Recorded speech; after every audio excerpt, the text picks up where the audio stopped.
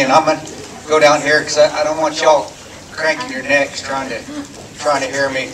I know this movie starts at pretty much right on time, right? So about 45 minutes or so. So I'm gonna just kind of get into it. What I'm gonna go through though is basically how I saw that night. You're gonna see some of my emotions that come out. And then you're going to see it on the movie screen. And Pablo Schreiber, who played me in the movie, did an excellent job getting my mannerisms down, getting my smart aleckness down, and also just getting the honestly, a lot of comedy was going on that night, and having a lot of fun. So, but you want to hear about the story, so we're going to get into it. Up until that time frame in Benghazi, Libya, the team had been there, all of us had been there anywhere from 6 months to 30 days. It just varied. I think there was a reason that team was there. I think, and I do have a lot of faith in God. I think God had a reason for us there because myself, Ty Woods, who died that night, and D.B. Benton Boone had all extended 10 days. We were actually, all three of us are supposed to go home 10 days before the event. And something just told us that we should stay. We didn't have to. But we got word the ambassador was coming in, and we knew the team was extremely tight. Oz and Tig and Jack Silver were the other three members of the team. And we knew that it probably was necessary for the team to stay together instead of having new guys, thank you, having a set of new people coming in. That being said, as the ambassador came in on 9/11/2012, we knew the threat level was high, and we did know from other attacks to the consulate that the consulate was targeted. Now, keep in mind, I worked for the CIA, did not work for the State Department. Our facility was a different, separate facility than the CIA, the State Department consulate. Our annex was 3/4 of a mile away from the consulate. So during site assessments, we realized that Scott Wicklund, Alec Henderson, and Dave Ubin were completely undermanned.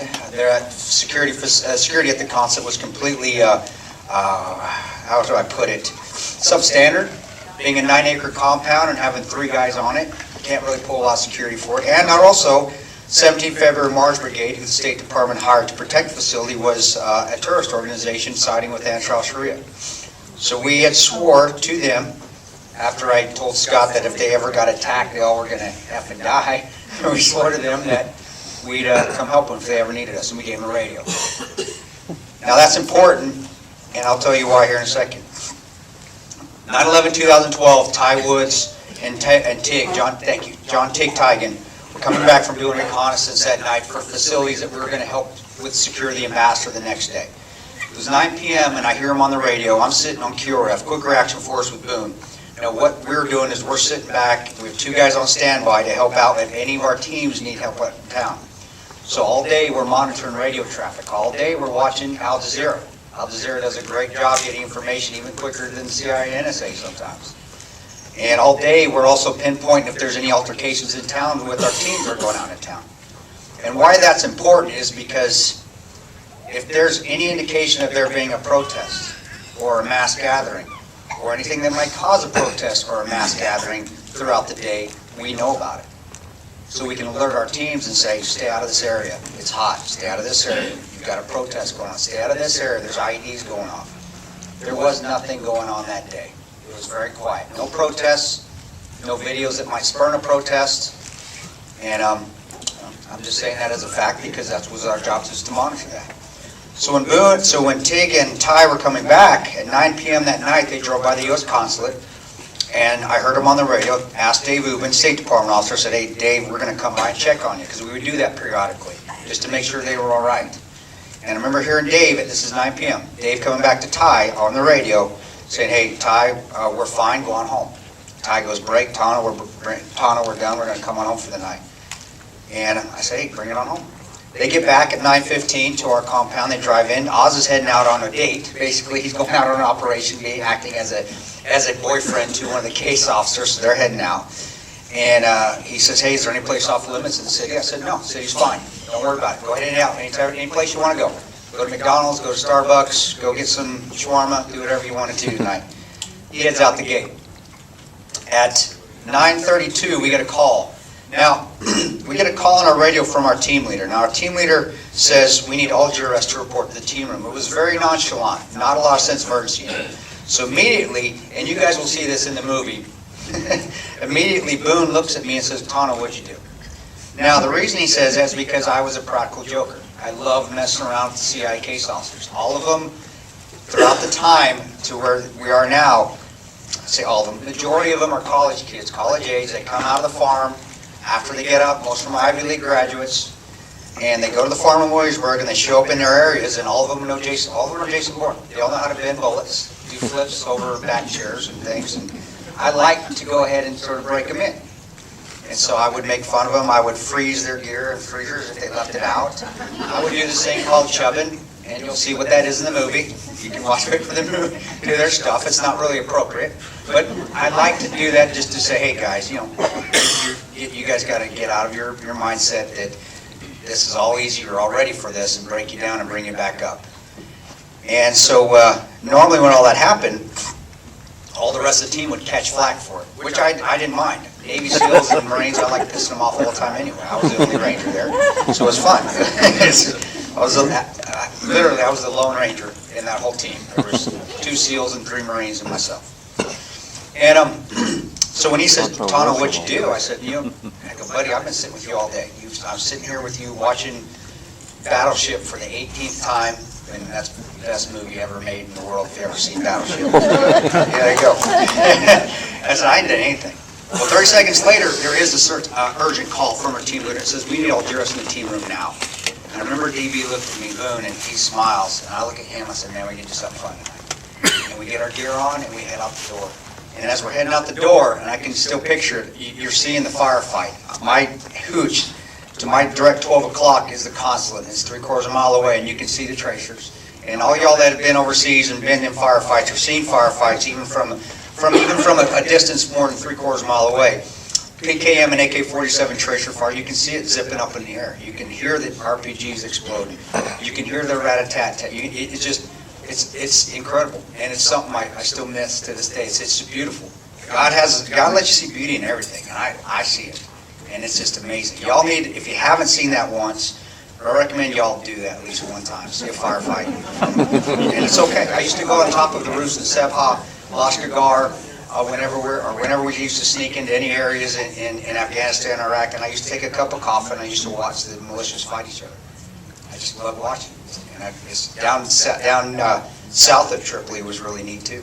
It's just one of those things that you can find beauty in anything if you just let yourself go and let control of it. Let go of control a little bit. Well, long story short is we're moving. The team's wonderful. The team doesn't need to say anything.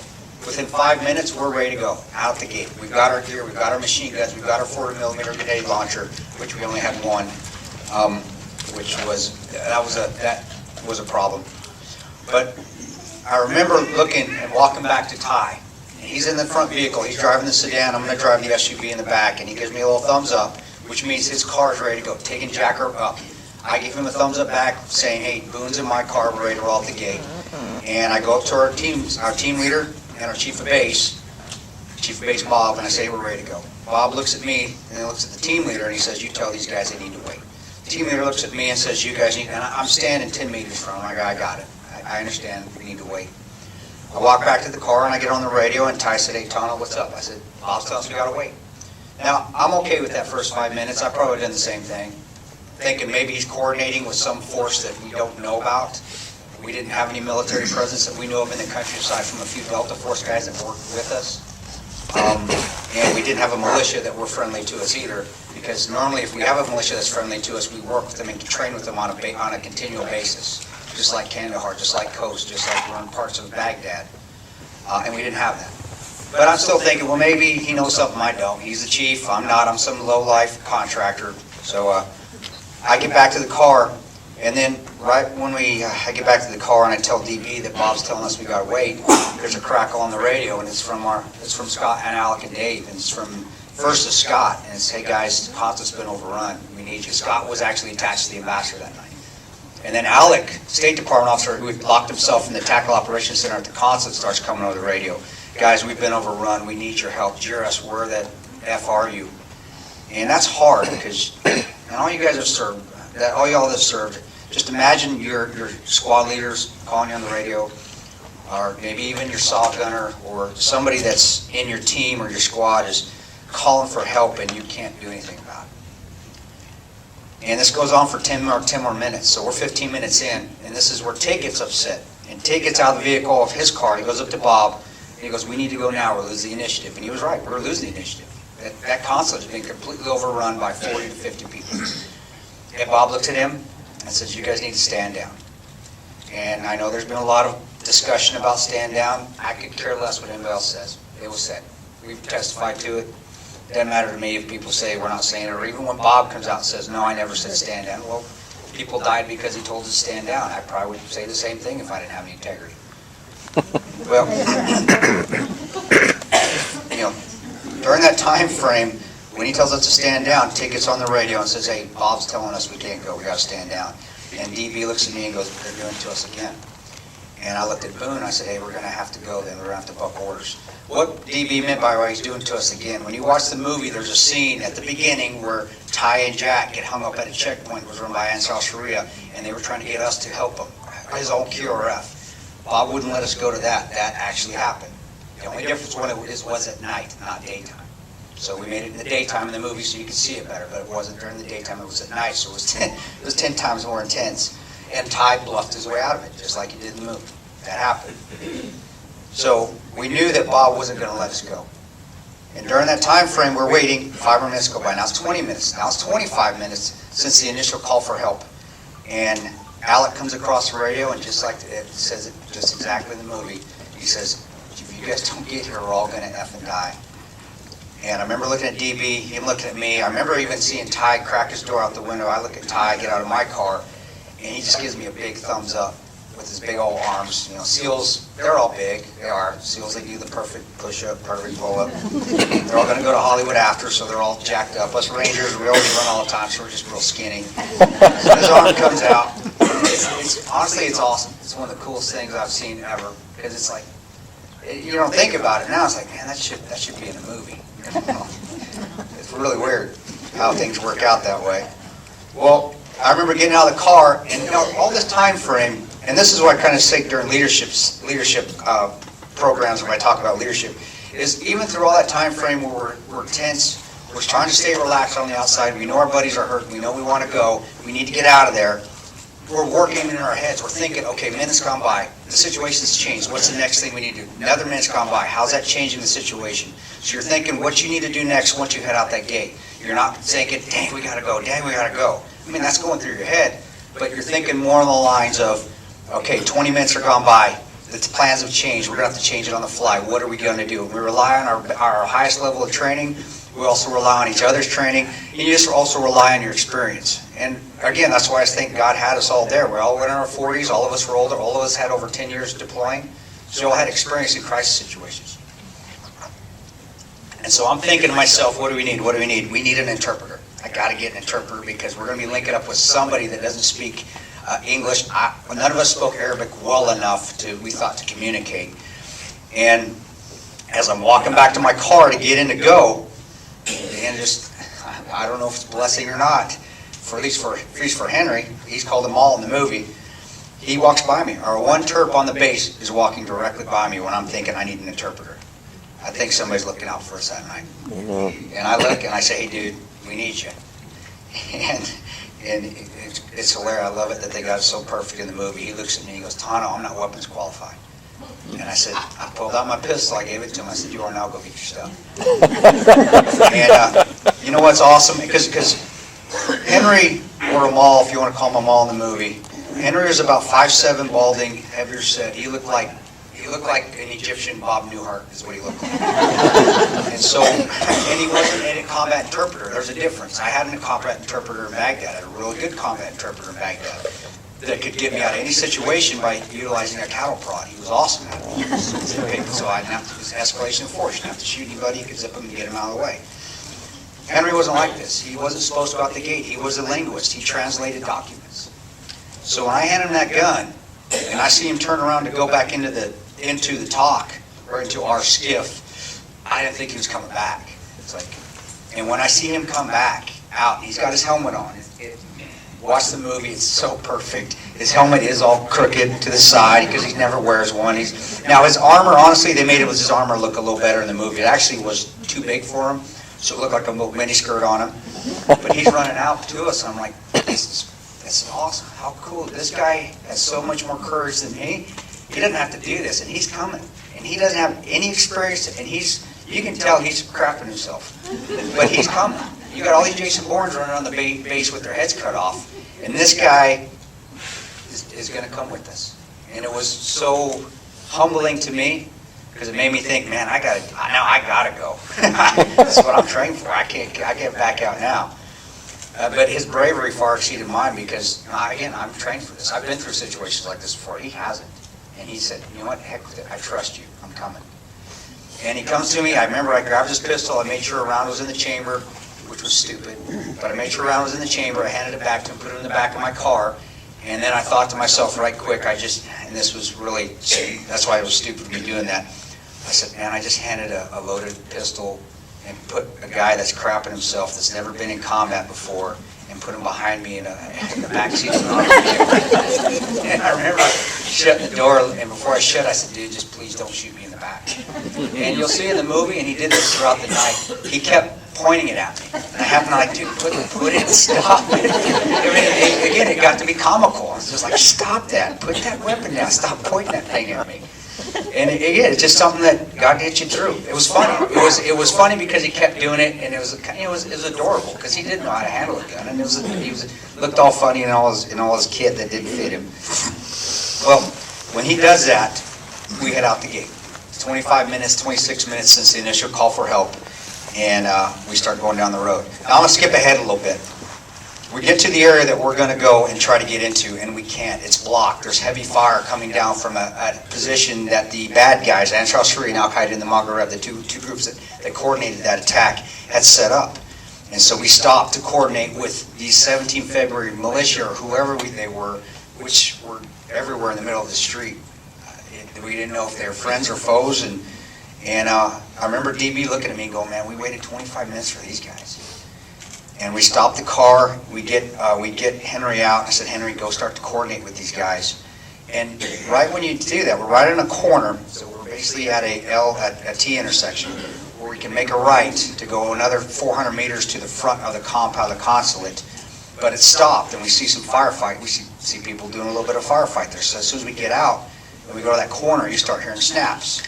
And some of y'all may know what a snap is if you've been in combat and you've been in real close combat. A snap is when a high velocity round goes by your head and it's so close that it breaks the sound barrier. And again, it's pretty awesome.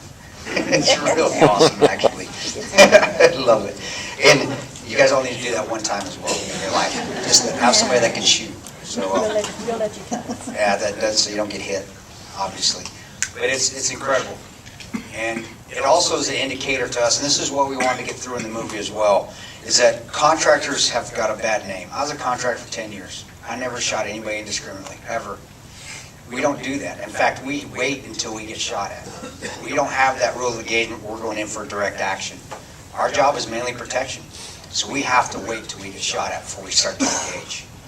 And when those bullets start snapping by you, you know you're being shot at. So it's like, okay, gloves are off, select her from safe to semi, and let's start going. And as soon as that happened, I see Tig get out of his car, and he has a 40 millimeter grenade launcher, and he starts shooting. And me and Boone were thinking, man, we gotta go. And over the radio we're hearing Scott, and we think it's Scott. It's hard to tell within it because of the sense of urgency in their voice, but it says, guys, they're lighting the buildings on fire, you really need to get here. Now the buildings were already on fire. Why I think it was Scott saying it is because Scott was with the ambassador, and he was seeing those guys light the interior of the villa where he was, his safe haven, on fire. So basically he was watching himself get cooked. And when he says that, me and Boone, I look at Boone, and Boone looks at me and says, we got to get high, Tanto, which means we got to get up on some upper positions and start laying fire down as quickly as possible. So I grabbed two young locals that I didn't know if I could trust them or not. I just kind of looked in their eyes, and I said, man, we need a fire team. You know, 4 is a fire team, it's better than 2. And I said, hey, 17 Feb, they gave me a thumbs up and said, come with us. And we start jumping walls. And we're jumping walls for the next 400 meters. Now skip ahead, we fight our way on that objective. And you'll see in the movie, it's a bit surreal because people are still going on their own business. They're still watching TV, they're still getting coffee. It's normal because we've seen it before. So it didn't surprise us, it's just one of those things where you don't think it happens like that. We're here, if there's an attack, people are scrambling, taking cover there. They're like, it's just another night. And we moved down, and within 30 minutes, we fight our way onto that objective with 40 millimeter small arms, and then we also had some machine guns, light machine guns. And we get to the middle of the consulate, and the consulate's completely on fire. And again, it's gorgeous. It's beautiful. There is no fog of war. Anybody that says there's a fog of war in combat has never seen combat up close. That's a political, bureaucratic term. That's a term that, and no offense to any 06s, 07s in here, that any 06 or 07 that hasn't actually been in combat, that's what they say. If you have been on combat, that sense is up. There is no fog. You have a sixth sense. So everything is extremely vivid. It's beautiful. That's why we told Michael, I'm consulting in the movie, I said, when you have that green grass and you show the terrorists running across the green grass of that villa, make sure it's the most bright green that you've ever seen, because that's what I saw. And it does. It's awesome. Well, this compound's 9 acres large. There's 4 different buildings on it. 2 are completely on fire. The other 2 are set off over in another part on another side of the compound with an alley running through it. And there's 6 of us, and we start clearing it. We start going to these buildings. We find the survivors. We find Dave Ubben. We find Alec Henderson. We find 2 of the State Department security officers that were holed up that came with the ambassador. And we start to link back up with Ty and Jack and Tig, who were running in and out of that burning villa trying to find survivors. They find Scott. They get him out. Scott is alive, but he's very worse to wear. A lot of smoke inhalation. He looks like a chimney sweep. And then I run back around the corner again of the villa. As I'm running around the corner of the villa, I run into Boone. And we're on the consulate now. Run into Boone, and Boone says, we lost one. Now, you never think you're going to lose one. Now, you don't think it's going to happen, but you know it's war and it can happen. So it's not a shock that we lost one. But it's just, dang, man, that sucks. It's terrible. And I went to Boone. I said, what do you mean we lost one? He goes, we lost the IT guy. And I remember going to Boone and saying, man, IT guy, who's the IT guy? And then I thought, oh, crap, that's Sean Smith. And I'm thinking, damn. And first thing in my head's going, damn, he's been there for 2 days. And I remember running to the front of the villa, and I see Jack and Dave Ubben pulling Sean Smith's body out of a window, and he's dead. You know, he's died of smoke inhalation. Now, the beauty of what Jack did, though, after that, and this shows dealing with adversity, this shows keeping your cool under pressure, this shows thinking of other people besides yourself, is he sees Scott and Dave start to go into shock, the State Department officers. So he tries to resuscitate Sean Smith's body. Even though Sean's dead, obviously he's dead. And movies, aside from ours, I think over-dramatize death. Ours is death's death. You're dead. That's what it looks like. But I know Jack, what he's trying to do is he's trying to keep Scott and Dave in the fight, because if they go into shock, they're casualties, and now we got to deal with them. And there's still only 6 of us. So he tries to resuscitate Sean, and it's working. He's showing the guys, hey, we're still in this fight. Keep it up. We're going to get out of this thing. And he looks up to Scott, and he says, hey, dude, he's dead. We tried, but he's dead. But it worked. Scott and Dave came out of it. And as they're doing that, Dave Ubben's State Department officer goes and gets his Land Cruiser, drives it back, and we start loading all the State Department guys in that vehicle so they can get back to our annex.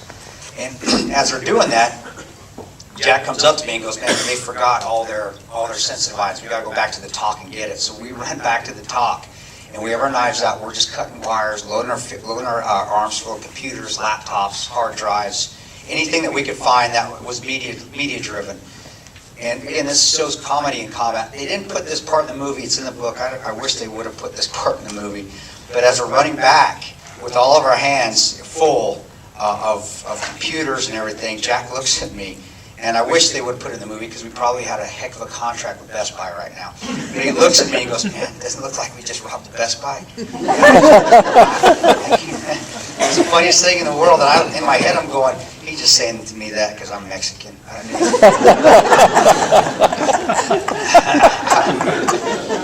He's Portuguese though, so he's not that far off. But again, it's comedy, it's funny, and it's laughable. I'm laughing. After all this, he says something like that out of nowhere. And it's always the Navy SEALs and the Marines that joke. SEAls and Rangers that joke. The Marines are always so grouchy. They never joke about it. Grouches. But we get back and we throw all the classified, all the stuff that we had into the back of that Land Cruiser. And I remember Jack and Ty go up to Scott, who's driving back, the State Department guys are driving back to our annex going, when you guys go out the gate, make sure you go left and not right. The reason being is because Ansar Sharia had a safe house 200 meters from the consulate. The consulate was built next to a terrorist safe house, basically. Oh, wow. So we told them, don't go, and as soon as I remember seeing, as soon as Ty and Jack told them that, there's a huge explosion on the backside of the villa. And I see, and now by this time, Libyans are everywhere on the compound again. We fought a bunch off, and now a bunch of them are coming back, and you can't tell who's friend or foe. And in the movie, it does a fantastic job of just showing our confusion that night of who's who. And I mean, even right up next to us, are you a bad guy, are you a good guy, are you a bad guy, are you a good guy? We're within feet from each other. So when that happens, I see a guy running by me, and his hand's gone, he's missing. And I said, well, I yelled at another local, I don't know if he speaks English or not, it's just instinct. I go, what happened? He goes, grenade, grenade. So what I thought this guy did is I thought he tried to cook a grenade off. He'd pull a pin, hold it for 2 seconds, throw it. So your enemy can't throw it back, and obviously he held it for 3, and he blew his hand off. So I'm thinking, well, if he tried to frag us, then it serves him right. And I'm thinking my old football days, like my dad coached me all through high school, and then even through college. I played all 4 years at a small college. All I was thinking in my head was, rub some dirt on it, dude, you'll be fine. And then when that happens, there's a second explosion that hits on the back of the villa, and I know that that's an RPG, because I could hear I heard the first explosion, which of RPG, there's a propellant in the back that explodes, it makes it go, and then there's a bigger explosion when it hits. If the locals just remember to move the plastic detonating cap off the top. A lot of times they'll forget to move that plastic cap and it won't detonate. But this time they did, and it detonated, a huge explosion, knocked me on my butt, and just like a water faucet turned on, all of a sudden the snaps start coming again. And this is why I think I was asked during one of the interviews what I wish they would have got more in the movie. This is a part that I wish they would have. It's hard though to make this in the movie, but I wish they would have got more of a sense of God being there with me that night. Well, when that started to happen, all I think of myself was Rangers, Panama, Rio Hato, how'd they get off the tarmac? They shot their way off. I'm out in the open. I'm in the middle of a road that runs from the back gate to the front gate of the consulate. There's no cover. And I'm not going to die for cover. Screw that. So I just take a knee, and I start shooting back. And I can feel there's a bubble around me. I just feel God's got me. Ain't nothing going to hit me. I'm out in the open. I'm warm. I'm confident. I'm comfortable. And I'm going to shoot everything that's coming through that gate. And there's snaps going on around me, and I'm fine. And as I'm shooting, my right eardrum blows out. It hurt pretty bad. And I look to the right, and there's a Libyan. And he looked like he just got off work from Bank of America or Mutual Omaha. He was wearing a button-down shirt with nice shoes and slacks, and he's got a nice AK-47, and he's shooting right next to me, like right there. And it's pretty cool. You're doing to see that. And I look, he looks at me, smiles, I look back at him, and I'm thinking, man, God just sent me a little Libyan angel down right next to me, and he's shooting. It's incredible. It just gets me so motivated. And then I see DB scream around the corner, Boone, and Boone's one of my best friends. First recon guy. We'd worked together in Iraq and Afghanistan for a lot of years. And he knows I'm running short on ammo, and here he has a magazine in his hand. He slides it over to me. I put it in my rifle. He starts shooting with me. And I'll never give credit to Marines for being smart. That's Marine. That's all Marines. But I'll give them credit because they're tough as nails. And they're brave. And out of the corner of my eye, up on the villa, I see a muzzle flash. And the villa, remember, the villa is completely on fire. And I see a muzzle flash going out. I look up, and it's Tig. Tig had climbed up on top of the burning villa to get a better vantage point. He was shooting on the building that was on fire. It's like, man, that's pretty, excuse my language, but that's pretty badass. That's cool. And we took the initiative back, and we fought them off. And we shot. One RPG gunner came around too many times, the last one that we got, and we hit him. He fell down, and his tube fell back in the street. And like a water faucet, it just turned off. Now, if you remember, I said that the State Department guys went the wrong way. You'll see in the movie what happened to them. I'll just let you watch the movie, and you'll see what happened. Or you can read the book if you can't stay for the movie. But basically, they did get attacked, but I'll let you watch it. After that happened, though, we got word from the ISR, the Predator, that was up above us, that there were 40 to 50 people massed, and we needed to get back to the annex. The only problem was we hadn't found the ambassador. And as a Ranger in any military service, but as a Ranger, especially we have a Ranger Creed, some of you guys may have heard of it, part of the fifth stanza is you never leave a fallen comrade to fall in the hands of the enemy. And we hadn't found the ambassador. The only problem is we didn't know if he was there for sure, because we had tried to get as far back in that burning villa as we could, and it was hot, and it was black smoke. You could barely breathe, and we almost lost Ty in that black smoke because he got disoriented, and we had to play Marco Polo with him to get him out. And we're thinking, man, there's no way. There's no way. We got as far back as we could. We were holding our breaths, crawling on our hands and knees at one point just to get as far back into the safe room as we could. So we said, well, we got to get back to our compound just in case it gets attacked so it doesn't get overrun. And we made the decision to leave. And that's hard for me to deal with because he was there, and we left him. We left his body there. When the fighting moved to our compound and the fire died down, about 1:05 in the morning, a local found him and pulled him out. And he was dead. As much of the stories say that he was alive, and he wasn't. There's no way he was alive at all. I mean, you go in there for 5 minutes and you'd be asphyxiated. But it's hard to deal with because you just don't do that. It happened, and I'll deal with it for the rest of my life. But we get back to our annex, and as we get back to the annex, we know we're going to get attacked. And for lack of time, I'm not going to go into the attacks in depth because the movie does a fantastic job showing the various attacks. Excellent, showing what we saw through night vision, showing the lasers bouncing back and forth, which is actually really awesome as well. Infrared lasers and shooting under infrared lasers and infrared and your night optical devices, your NODs or your NVGs, whatever you want to call them nowadays, whatever they're called nowadays. It's pretty awesome. But the thing is when we were getting attacked, it's okay. It's all right. Answer. It's fine. You can answer it. But as we're watching people move to us, what the problems were in those two attacks is that we still didn't know who a friend or foe was. So as they're moving towards us, me being my smart aleck self, I'm going, hey, Chief, we're expecting any friendlies. Hey, Chief, we're expecting any friendlies. I'm not aware of any friendlies. Well, these guys are getting closer. I'm not seeing any AKs. And Ty's like, guys, do not shoot unless you see AKs. Now, again, the movie does a great job showing us holding back the discretion that we took not to shoot until we were actually shot at. So when that first attack came, and they got within 30 meters of Oz's position, that's when Boone saw an AK. He goes, I got an AK. But when he said that, there was a fizz that came over the back gate, and it flew down, and I saw Tig, and Tig went to get some water for Oz at their position. As he's running back, that fizz lands right next to Tig and explodes, and I just see Tig kind of disappear. So I'm thinking, boy, there goes Tig. We're down to 5. But we had to keep fighting, and we just opened up. And again, I'll let you watch in the movie. We did tear them up.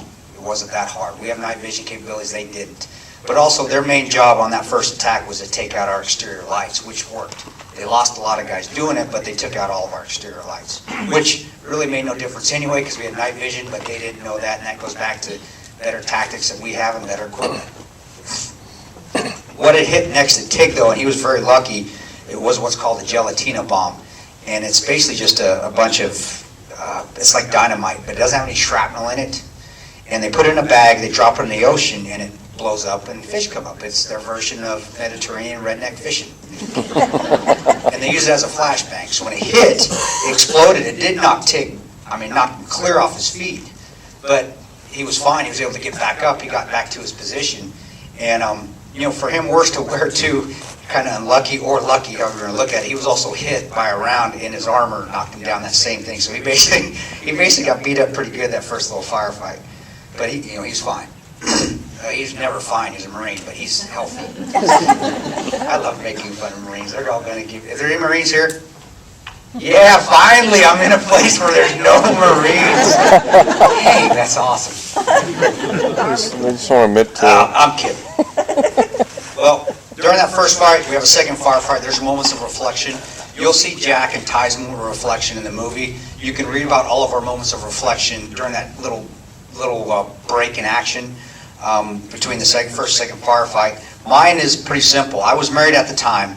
I thought to myself, did I tell my wife I loved her? Yeah. Did I tell my kids I loved them? Yeah. Did we leave on a good? The last conversation was good? Yeah. That was it. Out of your head.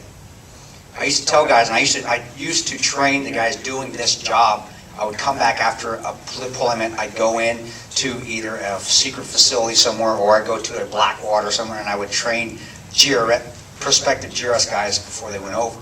That was one of my main jobs when I wasn't overseas. And I would always tell guys, when you go overseas, leave your home life at home. I mean, call your family when you need to. Call your kids as much as you need to. But when stuff starts going down, don't think to yourself, oh, I'm never going to come home again. Oh, I'm never going to see my wife and kids again. Oh, this place sucks. I'm going to die in this goat-smelling country. Because if you think that way, you will. You're going to die. And then guess what? You're going to die, and then you're going to leave me with more burden to carry, then I'm going to have more chances of dying, and then the ripple effect. I'm not saying be insensitive. I'm just saying, hey, accept your fate if that's it. And that goes back to your faith in God. I have a prayer Bible, a wartime Bible that a Ranger buddy of mine who died of cancer about 8 years ago gave to me. And at the end of a section, it's called Prayer Before Battle. It says, if I die on this battlefield today, may I die at peace with you. And it took me a little while to interpret that over the years, but what it meant and what I got out of it was let go of control. I was supposed to, and that night in particular, I was supposed to be in Benghazi that night. I was supposed to be up on that rooftop that night. I was supposed to be with these guys that night. I'm supposed to be fighting for my life because that is what God wants. That's where God wants me to be. So let it go. And if I happen to die that night, well, then that was His decision. It's not mine. I'm not going to continue to stop fighting and just give up. But I'm going to say, okay, if that's what's happening, that's what's happening. And honestly, when I let go of that after probably 3 years of deploying and finally just said, hey, you got control now, I fought a lot better. I wasn't worried as much. And actually, and you can tell in the movie, I have a lot more fun during combat than I used to. Well, we move on. We get into another firefight at 3. This one's a lot more intense, much bigger, 40 guys, 50 guys coming at us. I'll let you watch about in the movie. But again, it's just night vision. We're shooting. We're just shooting, and we do a good job fighting them off. I get asked every once in a while what the body counts were. I really didn't ever care. I got told that the body count unofficially from an asset we had over there, that they lost 50 guys or so. Sounds about right. But again, I don't really know for sure because Benghazi never happened as far as the government's concerned. And that's kind of a slap in the face a little bit. But hey, that's it. Didn't do this for accolades anyway. Well, as I said, I got about 5 minutes left before the movie starts. The night lasted. Glenn gets there. I'm going to hit you on one more section before the movie starts. Glenn Doherty gets there. Glenn saved Dave and Mark's lives because he was able to commandeer a plane. They purchased an Executive Oil Airlines plane, executive jet, and they rented it, and they flew to Tripoli, flew from Tripoli to Benghazi. So when Glenn gets there and gets up on the roof, and that roof gets hit by mortars, and those mortars kill Glenn and Ty immediately. Immediately they maim Oz and Dave. Oz's arm was basically blown almost off, it was just hanging. Dave's legs were blown almost clear off. This left leg wasn't, so was his arm. But without Glenn coming and renting that plane to get to us, then Oz and Tig would have bled out. Because we got tourniquets on them, but we wouldn't be able to get out of there in time. And it was hard to watch my buddies basically vaporize in front of my eyes, which is what it looked like to me. But I knew it was for the right reasons, and it is for the right reasons. It was to save 30 others. And as that night wore on, and you'll see Delta did show up to, they didn't really help us much that night. They did end up dropping Ty and Glenn off the top of the roofs. I guess that's help. We'll call it help. But you'll see that as the rest of the night went on, there was a lot more altercations or incidents or chances for us to quit and lie down and just give up and just say to hell with it, that we didn't, even when we got to the airfield. Now, again, because of time, and I want you all to see the movie does a great job explaining how we felt. They got it down, exactly what our mannerisms, what our personalities were, and what our emotions were that night. What I want you guys to take out of this, and this is what I always end up with before we finish up, is that I don't like to be called a hero because I'm not. There's a lot of you guys are still serving. A lot of you guys are veterans that went through more than even I did and are going to and could possibly go to, and you're still serving your country. I want to thank you guys because to be honest with you, after Benghazi and after things turned on us, people started to call us liars, I hated this place. I hated the U.S. I hated my government. That's why I went to Yemen. And as I've continued to speak and come around, and I've continued to see the support that I'm getting now, gosh, I'm in Fort Hood. This is awesome. This is Amen. incredible. You guys have really brought my patriotism back to where it was when I first joined and I first went in the service. I want to thank you guys.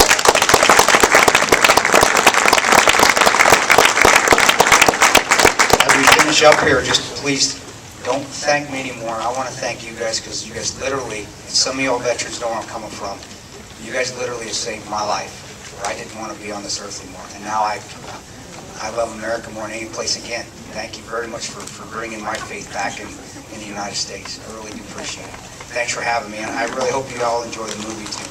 Thank you.